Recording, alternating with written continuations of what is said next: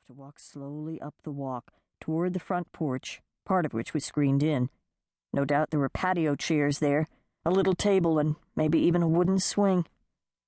Molly pictured herself sitting in that swing, rocking Lucas to sleep on a warm summer evening, and her heart beat a little faster. Psyche's child, she repeated to herself in a silent mantra. Psyche's child. She had no idea why Psyche had summoned her, or how long she'd be staying.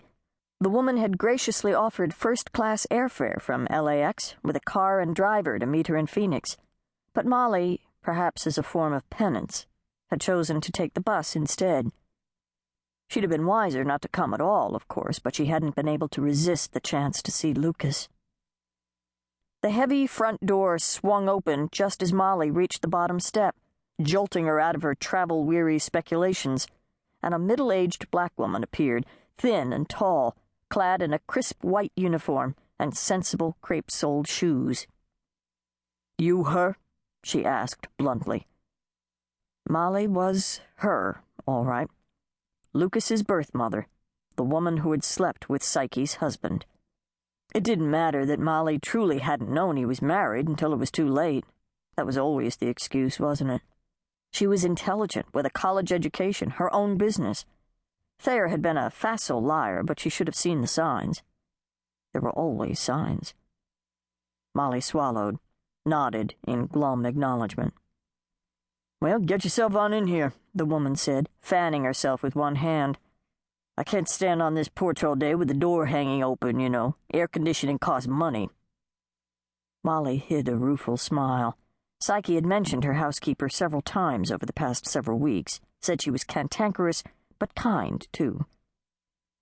"You must be Florence," Molly said mildly, swallowing an urge to explain that she wasn't a homewrecker. Florence frowned, spared an unfriendly nod. "Is that backpack all the luggage you brought?" Molly shook her head. "I have some more stuff at the gas station," she replied. "It was too heavy to carry." Some of her private regrets were like that, too, but she slogged on, mostly because she didn't know what else to do. Florence, practically bristling with disapproval, gave a sniff and adjusted her glasses. It was no great wonder that she hadn't put out a welcome mat, figurative or otherwise, given the things Psyche must have told her, most of which, unfortunately, were probably true. After issuing a harumph, Florence stepped aside to let Molly pass. "We'll take the station wagon down there later and fetch it all," Florence said. "Right now, Miss Psyche's upstairs resting, but I've got to keep an eye on her just the same." Behind her thick glasses, Florence's chocolate-brown eyes glazed over for a moment, and she gave a sad huff of a sigh. "My poor baby," she added, addressing the shrubbery more than Molly. "It practically wore her out getting this house open and moving us in. If it was up to me, we'd have stayed right in Flagstaff, where we belonged. And there's no reasoning with that girl once she takes a notion." Molly longed to ask about Lucas, but she had to tread carefully, especially around this long-time family retainer. Florence Washington had been Psyche's nanny until Psyche was old enough to go to school, then the family maid. When Psyche married Thayer Ryan, Mrs. Washington had stayed on to run the new household. Molly felt a sick little flutter way down in the pit of her stomach.